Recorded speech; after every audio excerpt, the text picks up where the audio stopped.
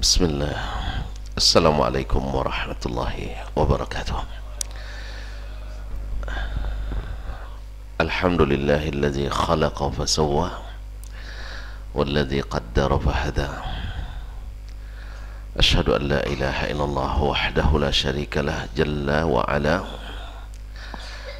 Wa asyhadu anna Muhammadan abduhu wa rasuluhu an-nabiyul mustafa sallallahu alaihi wa ala alihi sadatis syurafa wa ashabihi al-kiramin nubala wattabi'ina lahum bi ihsanin ila yaumil iqabi wal jaza. Asyhadu an la ilaha illallah wa asyhadu anna Muhammadan abduhu wa rasuluh. Amma ba'du, fa usi nafsi wa iyyakum bittaqwa wa muraqabatihi fi sirri wan najwa fa inna ajsadana 'ala an-nari la taqwa wa tazawwadu fa inna khayra az-zadi at-taqwa. Amma ba'du, kaum muslimin dan muslimat, al-hadirin wal hadirat wal musyahidin wal musyahidat awal mustami'ina wal mustami'at, hamba-hamba Allah yang sentiasa mengharap keridhaan Allah tabaraka wa ta'ala dengan rasa syukur yang sedalam-dalamnya atas segala nikmat yang diberikan Allah. Kita memujinya dengan pujian yang setinggi-tingginya. Kita suka mendapatkan nikmat. Allah suka bila dia dipuji dan disyukuri. Oleh itu, mari kita bersyukur kepadanya dan memujinya dengan harapan nikmat sentiasa bertambah dan Allah sentiasa ridha pada kita. Salawat dan salam kepada baginda Nabi sallallahu alaihi wasallam yang jasanya kepada kita tak terhitung dan terkira. Mudah-mudahan dengan selawat dan salam yang semakin banyak, semakin terasa hati ini kepadanya dekat, dan di akhirat diizinkan Allah mendapatkan syafaat. Selawat bersama pula kepada ahlu baitihi, keluarga, istri dan anak-anaknya serta keturunan beliau seterusnya, kepada para sahabat, para tabi'in dan seluruh kaum muslimin dan muslimat yang istiqamah mengikuti dan menegakkan sunnah-sunnahnya. Mohon maaf tadi tidak terkejar ke sini salat subuh. Ustaz, kenapa apa kan? Mohon maaf karena ya tidak apa-apa lah. Yang namanya orang bersalah banyak alasannya. Yang penting tuan-tuan mau aja memaafkan gitu. Tapi kalau perlu disebutkan satu persatu saya sebutkan. Mau yang klarifikasi nanti, Ustaz kenapa terlambat dan seterusnya. Nanti saya berikan keterangan. Baiklah kaum muslimin dan muslimat, masih berkaitan dengan al-adab. Terakhir bab perkataan seseorang kepada anak yang kecil, ya bunayya. Lalu Imam Al-Bukhari rahimahullah menyebutkan hadis tentang kasih sayang. Hubungannya kemarin sudah kita jelaskan. Maka munasabah pula beliau setelah ini menyebutkan babu irham man fil ardi. Bab irham man fil ardi. Bab sayangilah yang ada di permukaan bumi. Ini judul bab diambil dari penggalan hadis yang masyhur, irham man fil ardi irhamkum man fis sama. Sayanglah kepada yang di permukaan bumi, niscaya yang di atas langit sayang kepadamu. Saya yang di atas langit percaya kepadamu, sayang kepadamu. Ma'asyarul kiram dirahmati Allah, man fil ardi, yang dimaksud walaupun man al-mausulah, yang dimaksud pada asalnya adalah lil aqil, tapi di sini yashmal al-aqil wa ghairul aqil, baik yang berakal maupun yang tidak berakal. Ini dipahami dari hadis yang dibawakan oleh Imam Al-Bukhari dalam bab ini. Bukan hanya manusia, juga yang bukan manusia. Manusia berakal, yang selain manusia tidak berakal. Jadi kalau ada orang yang bilang antum tidak berakal, berarti dia sudah melanggar fitrah. Biasanya itulah sebabnya orang kalau sudah marah bilang tidak berakal. Sebab itu jangan sering marah, biar kita tidak cabut akal orang lain. Yes, qala rahimahullah, haddatsana Hafs ibn Umar, telah menceritakan kepada kami Hafs ibn Umar. Itu Hafs ibn Umar ibn Hafs ibn Umar ibn Ghiyath. Qala hadatsana Syu'bah, telah menceritakan kepada kami Syu'bah, yaitu Syu'bah ibn al-Hajjaj al-Ataki Abu Bistam al-Basri, ulama yang dikenal dengan Amirul Mu'minin bil Hadis, gelar tertinggi di kalangan ulama hadis. Ada yang disebut kalau di kalangan syu'ara Amirus Syu'ara, kalau ini Amiru Al-Muhaddithin, pemimpinnya para ahli hadis. Beliau punya keistimewaan, tidak punya guru atau tidak meriwayatkan kecuali dari yang thiqah, bukan wang siko. Ya, kalau kita kan asal wang siko temo kan, kalau ndak wang siko tulak. Kalau beliau bukan, walaupun wang siko tapi tidak thiqah, tidak terima.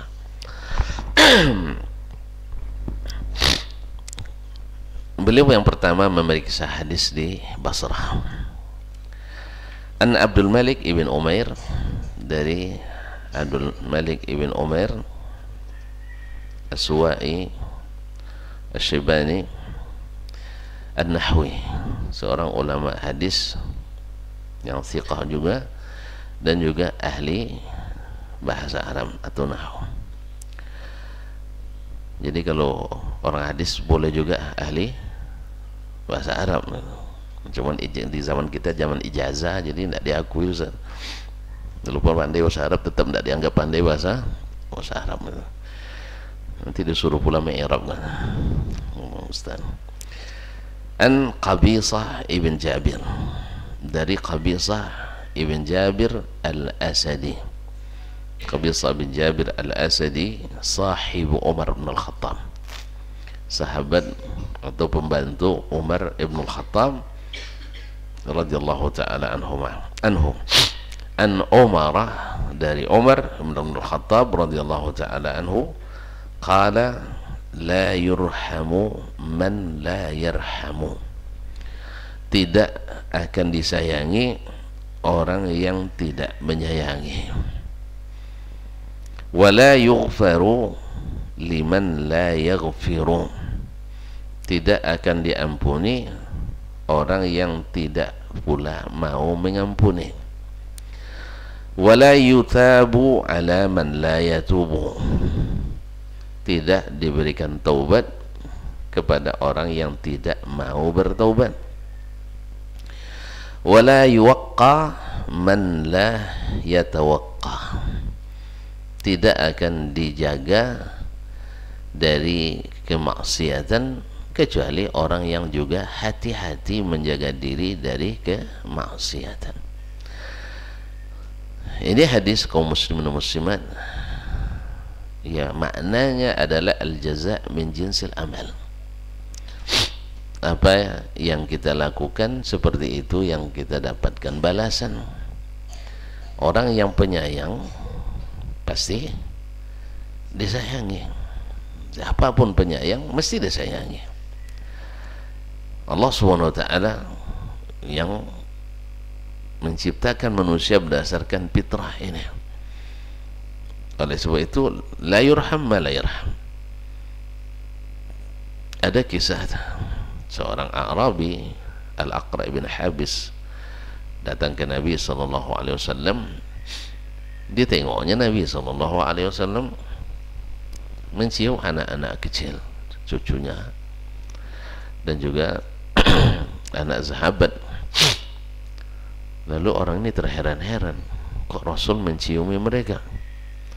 Apa katanya? Wallahi ya Rasulullah, inna li asyratan minal aulad. Saya punya anak 10 orang.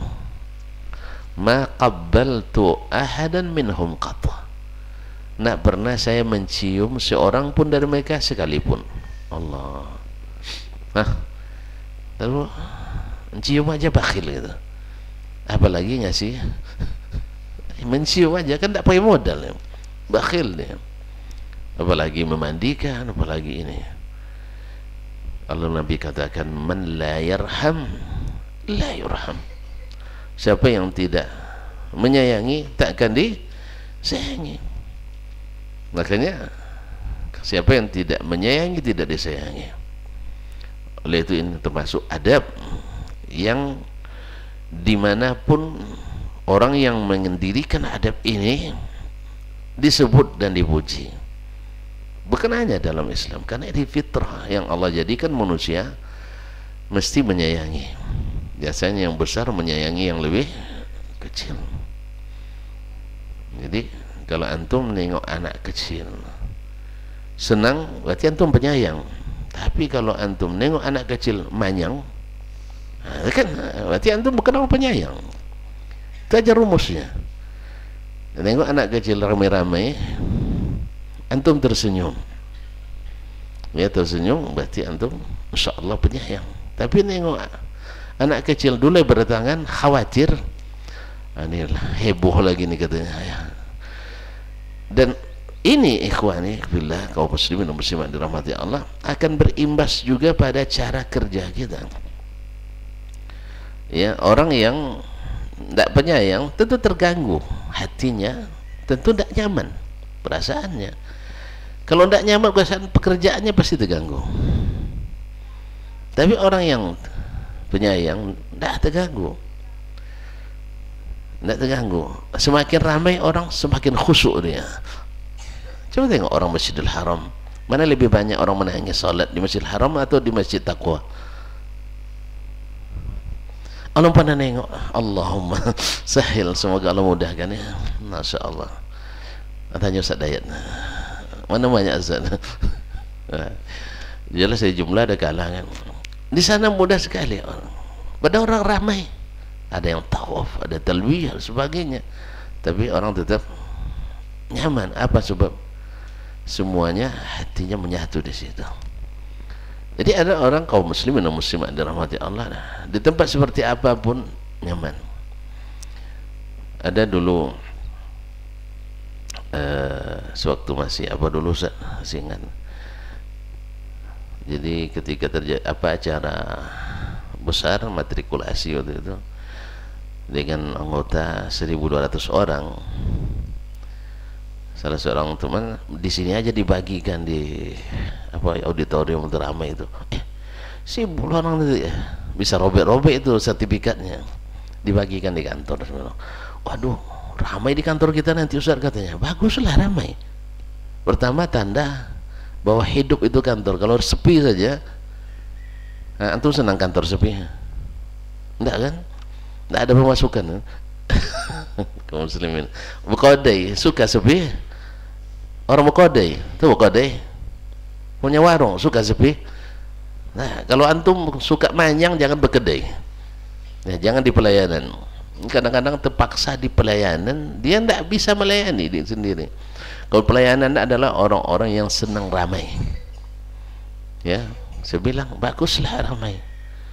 Cuman caranya kita tinggal antum atur saja, prodi misalnya dari jam sekian jam sekian, misalnya yang ganteng-ganteng saja misalnya. Jadi yang tidak ganteng tidak lulus nanti, misal tidak prodi ini prodi itu, antum udah mulai tertarik bahasa saya, bukan prodi ini yang akhwat misalnya, nanti lepas itu prodi ini yang apa lawan akhwat, ikhwan, masya Allah. Akhirnya alhamdulillah kalau dengan ini bisa selama sebulan kantor kita ramai terus. Kalau pas seperti itu datang pimpinan, masya Allah, kan kantor ini ramai terus.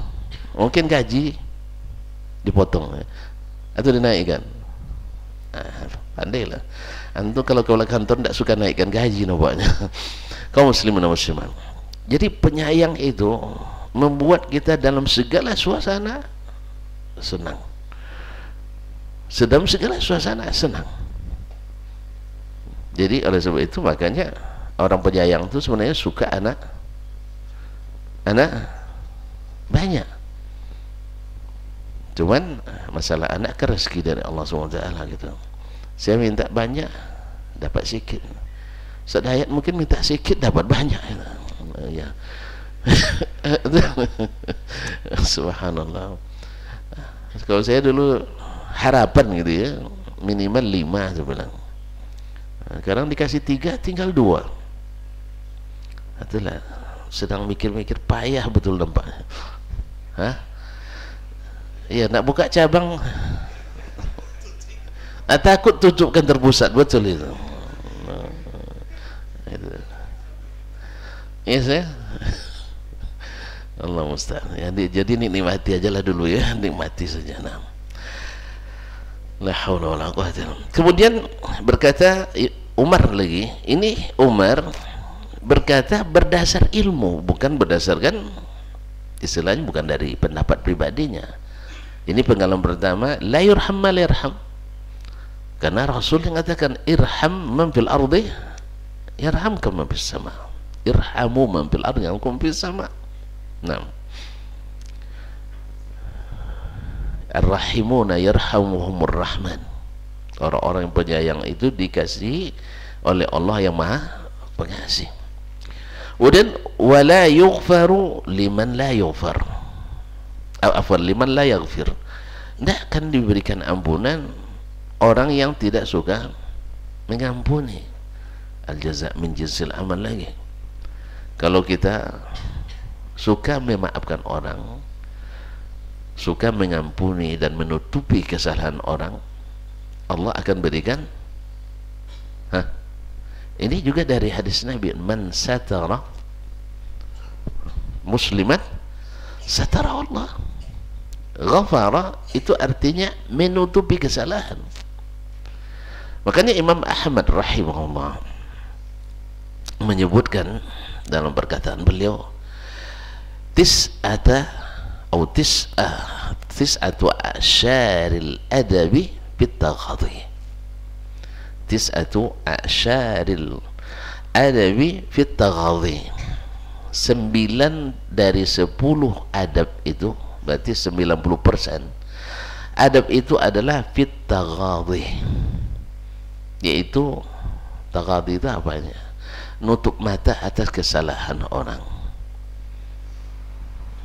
Ya, salah ngomong dia, salah ngomong orang, seperti kata Umar radhiyallahu anhu, cari 70 tafsir yang tidak menyalahkannya.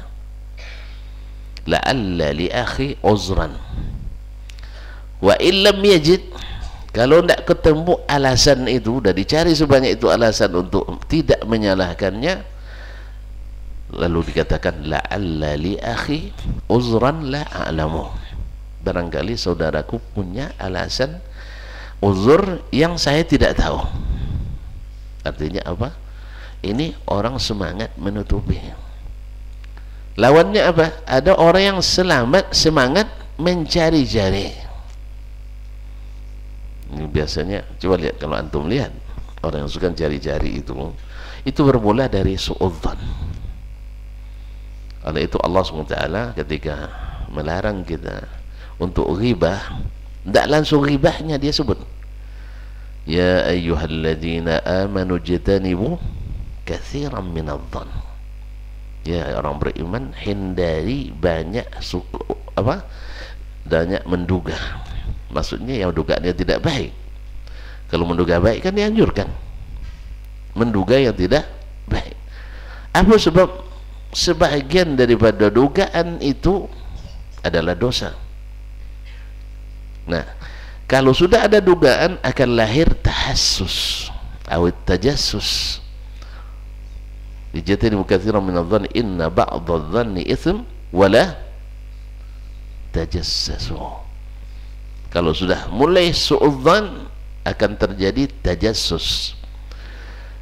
Ya, baik langsung kita memata-matai atau mengirim detektif mata-mata. Nah, kalau sudah ada yang memata-matai, hasil itu harus dilaporkan. Laporan kesalahan, bukan laporan kebenaran. Lahirlah wala yaghtab ba'dukum ba'dha, pasti akan ada ghibah. Karena apa? Yang dicari kesalahan, yang dicari adalah kesalahan. Nah, kalau ini terjadi seperti kata pepatah Arab, idza aradta an tajida sahiban bila aib falan tajida sahibah. Kalau kau nak cari sahabat yang tanpa cacat, kau tak akan pernah bersahabat dengan seorang pun. Tak ada. Jadi kaum muslimin dan muslimat, maka ini khuluq, adab yang tinggi, budi yang luhur, di mana kita sentiasa menjadi orang yang suka menutupi. Apa sebab? Kita ingin juga ditutupi oleh Allah Taala. Oleh sebab itu doa terbaik di malam terbaik, di bulan terbaik, di saat-saat terbaik adalah Allahumma innaka afuwun tuhibbul afwa fa'fu anni.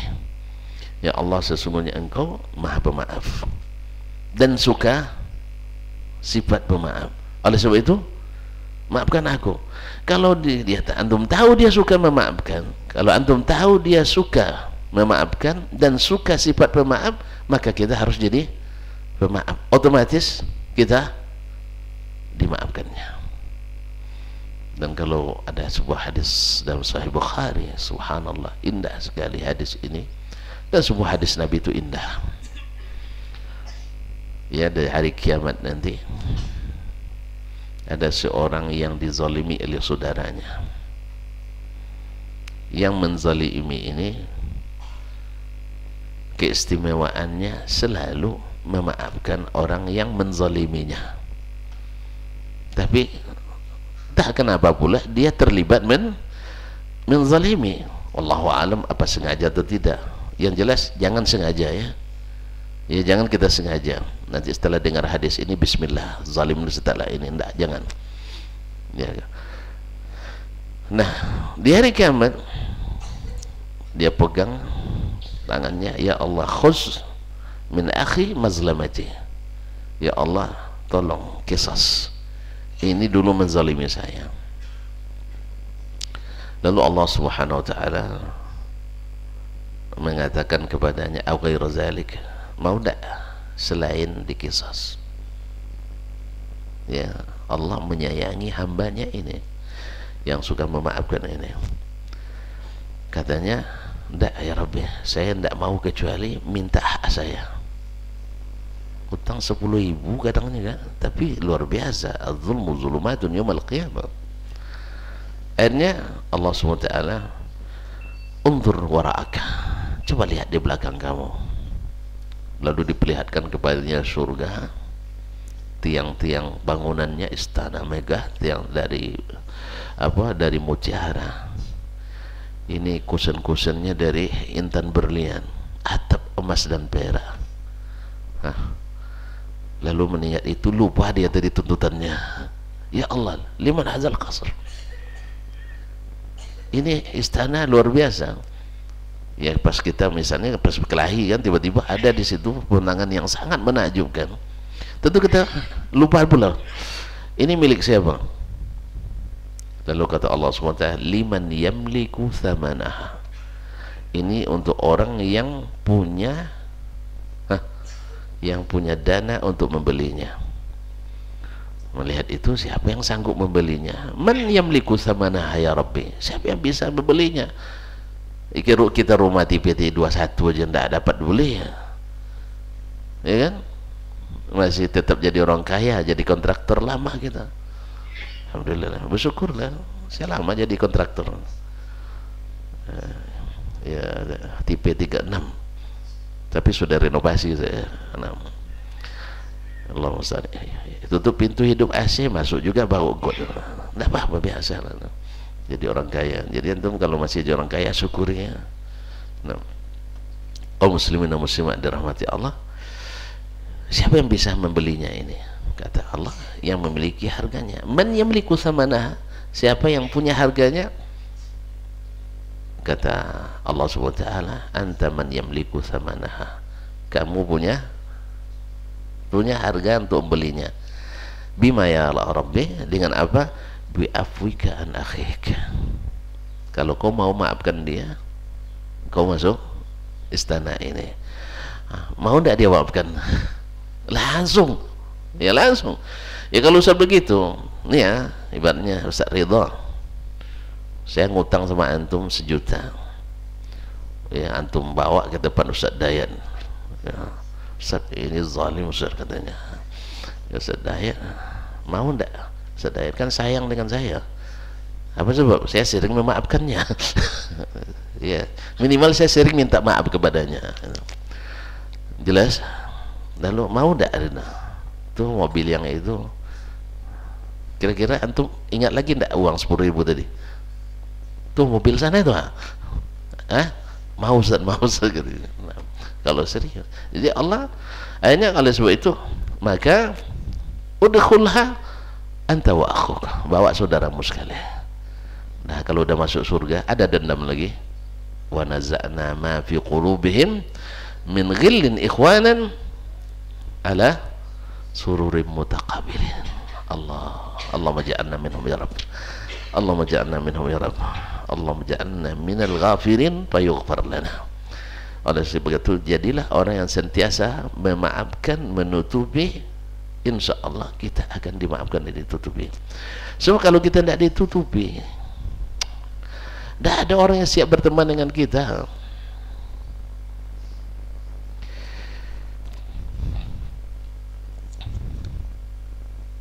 Terlalu banyak dosa kita.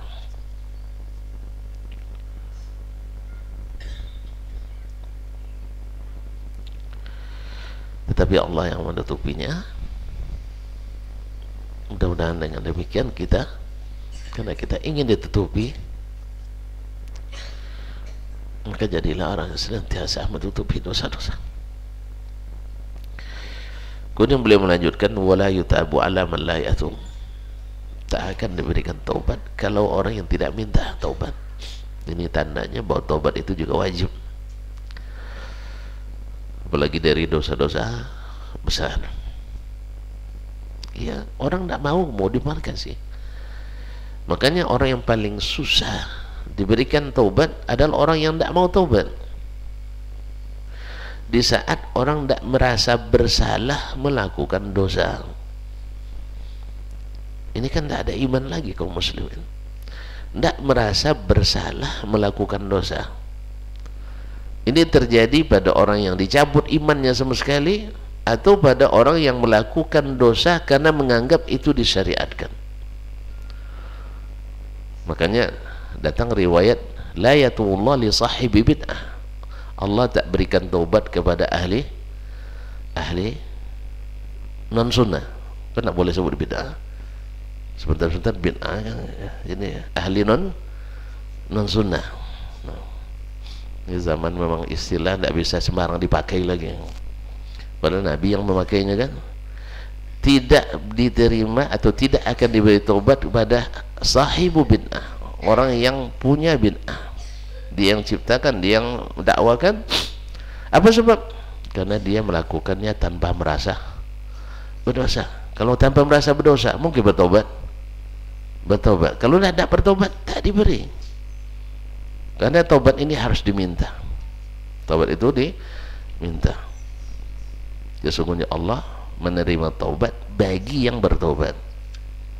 Bagi yang bertobat. Innahu kana lil awwabina ghafura. Allah yang mau taubat mau diampuninya. Lalu itu kaum muslimin musliman, Umar juga mengatakan ini dari ilmu diajarkan Nabi kepadanya. Kemudian wala yuwaqqa man la yatawaqqa. Tidak juga akan dijaga dari maksiat orang yang tak menjaga dirinya. Jadi kita juga harus berusaha menjaga.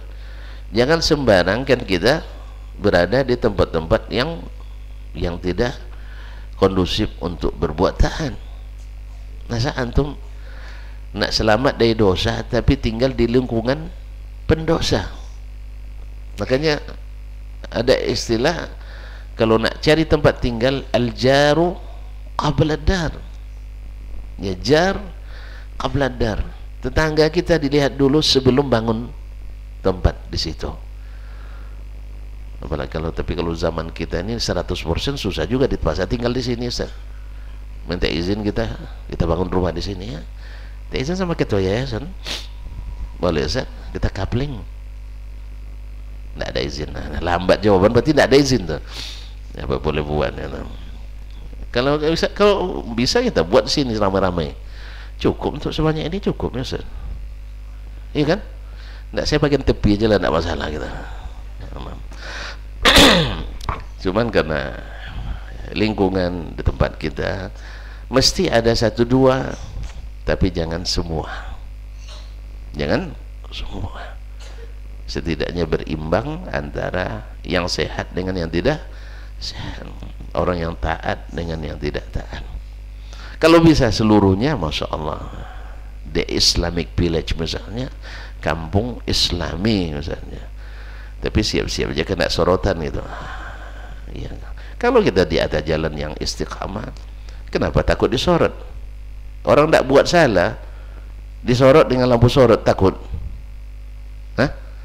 Jam berapapun datang orang menyorot antum, tidak perlu sorot aja lah, karena kita semuanya bebas. Jelas ya? Yang takut itu kalau ada menyimpan sesuatu yang tidak ini. Dan alhamdulillah kita berada jangan terang. Bukan maknanya kita tidak pernah bersalah. Kan ada yang kesalahan yang disengaja, ada kesalahan yang tak disengaja, ada kesalahan yang tidak mau diakui, ada yang diakui. Nah, orang yang tidak menjaga diri dari tempat yang mendatangkan dosa, dia susah untuk diselamatkan dosa. Maka kisah orang yang bertobat membunuh 99 orang, tanya ke ahli ibadah, salah jawab. Makanya orang berilmu itu lebih ditakuti syaitan. Makanya sampai kalau ada acara-acara keagamaan yang sifatnya ritual, yang sifatnya ya semacam ritual ya, misalnya apa contohnya, antum yang buat contoh bukan saya, nanti saya boleh duduk. Apa contohnya? Misalnya family gathering. Misalnya itu setan tidak takut betul ya, bahkan mungkin senang dia, sebab tidak jarang di family gathering ini CLBK.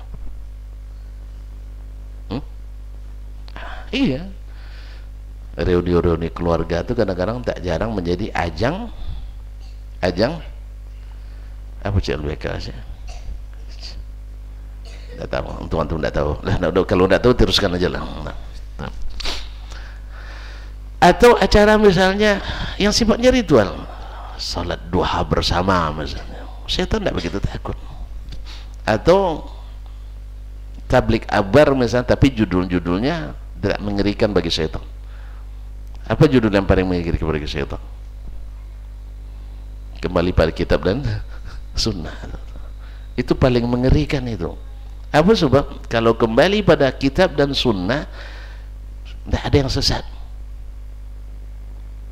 Jelas ya? Tidak ada yang sesat, karena Nabi bilang gitu. Tidak ada yang sesat. Tapi yang terjatuh adalah, ini karena kita disamakan terjatuh dengan sesat jalan, tak sama lah. Ada orang di jalan yang benar, dia tidak tersesat, cuman terlambat. Apa sebab? Nah, apa sebab? Harusnya bensin diisi, tidak diisi, habis bensin tengah jalan. Bukan salah jalan dia, tapi salah, salah sendiri. Dia berada di jalan yang benar, tapi karena lalai, akhirnya mati, mogok mobil di jalan. Itu contoh. Yang seperti ini jangan dikatakan sesat kamu. Enggak, saya tidak sesat loh, saya di jalan yang benar. Jelas ya? Cuman dia salah. Ada pula harusnya datang jam 9, tapi tibanya jam 9 lewat 9 jam. Dia tidak salah di jalan, jalannya dah benar, cuman tidak tepat waktu. Jam berapa pergi katanya? Ya sekitar jam 9 lewat 2 jam lah kata. Ya, saya pernah mengalami itu. Gitu. Janji jam 7 Ustaz. Ya 7 janjinya. Awak alhamdulillah tidak terlambat. Jam 7 kurang 2 menit dah sampai. Karena takut kan terlambat. Kapan datangnya? Jam 11 lewat. Tetap saya tunggu. Karena saya setia menunggu di sini. Nah itu aja. Saya akan tetap setia menunggu sebelum kau sendiri yang batalkan janji. Gimana, sabar nanti? Jadi jam 7 sampai 11. Biarlah demi cinta. Nah, itu. Biarlah demi cinta. Salah saya sendiri juga sebenarnya. Saya harusnya menjelang ke tempat itu kan lewat di rumahnya. Tapi kenapa saya tidak samperin sebenarnya? Paham tak? Saya janji sama Dayak di SKA, saya lewat sini. Harusnya kan mampir dulu. Ada mobilnya masih itu, aja dulu di depan bazab kan. Kalau EAS buka, makan dulu. Ini tidak salah saya, tidak samperin dia. Ya Ustaznya, karena semangat. Jangan sampai terlambat. So kalau saya muter lagi balik, jangannya dia pergi, tambah terlambat saya. Jadi karena takut terlambat, pokoknya di pas buka SKA Ustaz, kita masuk katanya. Itu janjinya. Ya semuanya serba press. Ya sampai pelayannya press juga. Ya belum banyak beban gitu maksudnya. Jadi kita tidak dimarahin kadang-kadang pelayan sebagian pemarahan gitu kan. Jadi kaum muslimin 11 jam 7 sampai jam 11 lewat. Tapi biarlah demi demi cinta. Tapi ada juga untungnya, pas dia datang kita bisa langsung makan siang. Awalnya tadi rencana sarapan pagi, terpaksa di jamak takhir. Itu untung tidak sampai sore. Ya, kalau sempat jamak takhir 3 kali makan, ya Allah. Tapi saya sudah terlatih juga di pondok dulu. Jadi jamak takhir 3 waktu makan tuh udah terlatih juga dulu. Jadi sebenarnya untuk jadi prajurit lulus juga kami ini. Jadi kalau Selasa kan hari terakhir belajar tuh. Dan hari terakhir juga kadang-kadang masak. Nggak ada yang mau dimasak lagi. Kita masak sendiri dulu. Nah, sarapan pagi nggak ada. Paling pun kadang-kadang sepotong ubi goreng. Itu pun masih ngutang pula sama etik itu. Nah, ubi goreng. Siang kan kita belajar sampai jam 1. Nggak ada jam 1:30 salat zuhur, habis itu siap-siap pulang sampai di rumah hampir maghrib. Nah, baru makan pagi, siang, malam, jamaah takhir. Makanya kalau Dayak lambat-lambat makan tuh biasa tuh. Ya, tapi saya sekarang enggak, kalau dengan beliau saya enggak mau lambat lagi. Apa sebab? Cukuplah dulu, sekarang jangan lagi. Jadi cukup tinggal kenangan dan nostalgia. Ya saya, alhamdulillah sekarang udah tertib. Ya, kalau kita yang pegang kendali harus cepat. Oleh sebab itu pesan saya juga kepada antum-antum semua, kalau bikin panitia konsumsi jangan yang suka puasa. Serius, tolong ya, jangan yang asik biasa, apalagi puasa Daud. Nah, Kalau konsumsi sama juga, bendahara jangan yang pelit, ya, lambat terima. Nah, dan jangan pula yang paling boros, nanti tidak ada pula yang tinggal gitu. Ya, wa kana baina dzalika qawama. Baik. Astagfirullahaladzim. Jadi panjang satu hadis ini, Ustaz. Mohon maaf deh. Kita teruskan atau besok aja lah ya? Hah? Besok aja lah. Nah, karena bab ini memang luas, panjang. Kalau saya masuk lagi 2 hadis lagi, 3 hadis lagi, takut nanti terganggu acara antum hari ini. Ustaz, cukup ya? Ya sudah 4 poin tuh. 1, yang penyayang disayangi, tak penyayang tak disayangi. Yang kedua, mengampuni dan menutupi. Kalau diampuni dan menutupi, kita akan diampuni dan ditutupi. Ketiga, taubat itu mesti dilakukan, tidak bisa ditunggu dulu. Allah maha petaubat, kita tidak mau taubat. Yang keempat, harus menjaga jangan sampai masuk ke tempat-tempat yang membuat kita tidak taat, membuat kita berbuat maksiat. Makanya subhanallah, ya mungkin sudah pernah anda ceritakan antum juga, saya diminta ngisi di tempat orang apa namanya, pijit ini apa namanya, spa tahu, message. Iya, saya ditelepon awalnya waktu baru pulang dulu, yang nelpon akhwat. Nah, kan tidak nampak orangnya kan, tidak video call. Ustaz bisa ngisi di PT ini, namanya PT alat kecantikan, awak kira pabriknya gitu Ustaz. Nah, di mana tempat ngisinya? Di musalla. Di musalla. Awak sangka juga siap hari apa, hari Selasa tidak salah itu. Cari alamatnya mana? Jalan Gatot Subroto. Tahu Gatot Subroto? Nah, akhirnya entah, itulah takdir baiknya, saya ajaklah kekasih pergi. Ya, itu nanti mantau tuh dia mau belanja pula di situ kan, atau dikasih gratis. Nengok kita bawa istri dikasih paket kecantikan gratis, pokoknya banyak lah nih ya dalam tuh, bercampur aja.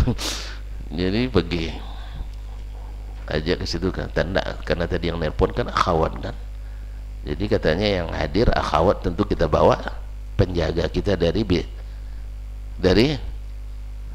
ini subah akhwat gitu. Saya bawa untuk penjaga. Ternyata ada juga ikhwannya rupanya. Jadi cari-cari, tidak ada yang bentuk-bentuk pabrik kan, pagarnya ini kan, tidak ada. Yang ada situ ruko-ruko aja, dan rukonya bagus-bagus. Akhirnya cari-cari, setelepon, di mana? Di sini Ustaz. Dijelaskan menuju ke arah itu. Waktu itu belum ada GPS, belum ada juga waktu itu. Kayaknya belum ya, atau saya tidak tahu. Ya. La ilaha illallah.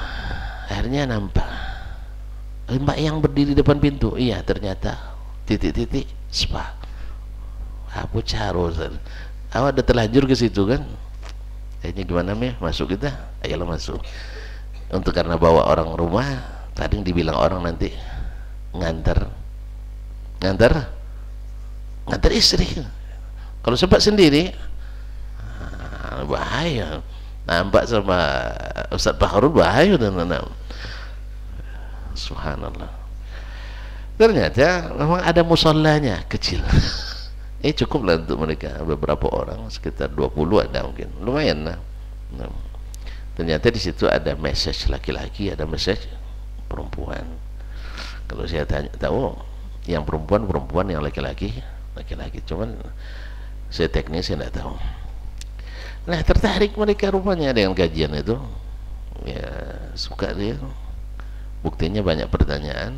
Termasuk ada non muslimah juga di situ. Ikut juga dia ngajinya. Dia yang paling banyak pertanyaannya. Masyaallah. Subhanallah. Habis itu di penutup, ketua mereka bilang, kita ingin supaya kajian ini dilanjutkan nanti subuh Ustaz katanya. Saya mulai berdebar hati saya.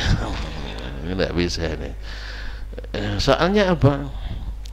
Ya. Hah? Bahaya Ustaz. Di mana bahayanya? Terus awak punya perempuan ini guys. Nah, itulah masalahnya. Jadi sebenarnya saya pikir nanti ditelepon lagi. Saya pikir satu, Umi tidak mungkin selalu dibawa, atau ginilah, istri yang ngisi, cuman ada 3 orang yang masih itu juga ikhwannya atau yang laki-laki.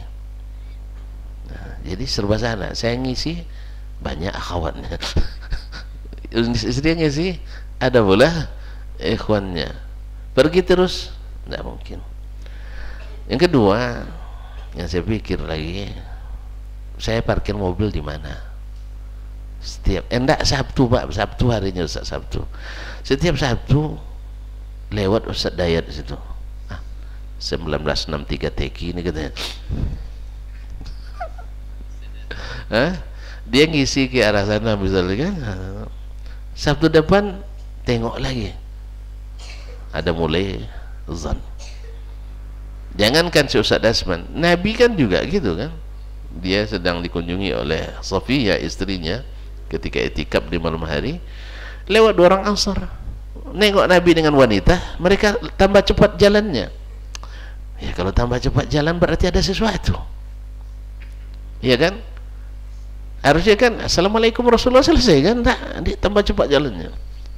Entah apa dalam hati mereka, wallahu alam, mungkin takut terganggu Nabi dan sebagainya. Akhirnya Nabi panggil, ala rislikum, sini.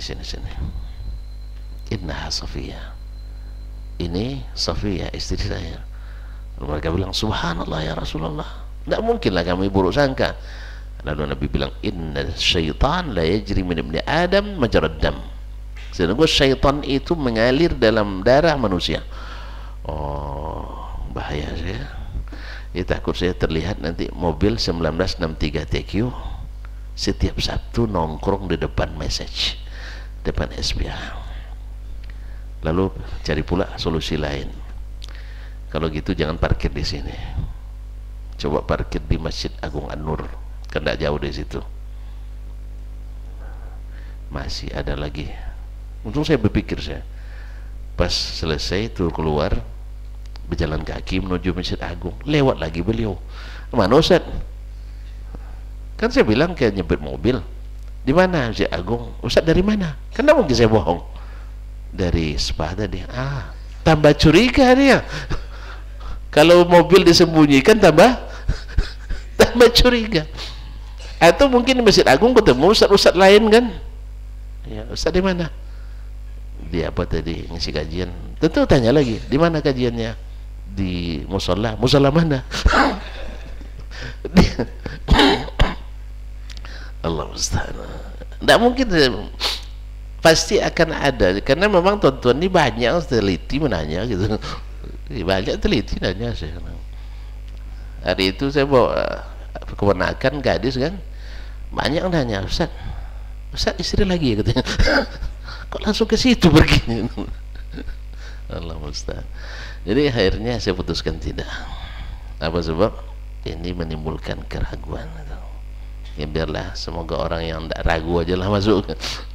Jadi akhirnya serba salah, parkir di situ, ini pula masalahnya. Tak parkir, ini masalah. Saya ngisi terus, tidak aman. Karena tempatnya yang subhanallah, karena konotasinya tempat-tempat itu sudah terlanjur konotasinya kurang ini. Coba gimana? Sempat Ustaz ke salon ngantar istri. Bini Ustaz bersalon katanya. Entah kenapa pula istri. Pada istri kita boleh bersalon sebenarnya. Boleh sebenarnya. Kenapa tidak boleh? Cuman ya pandangan sudah terlanjur, na'udzubillah. Akhirnya terpaksa lah istri tidak salon-salon.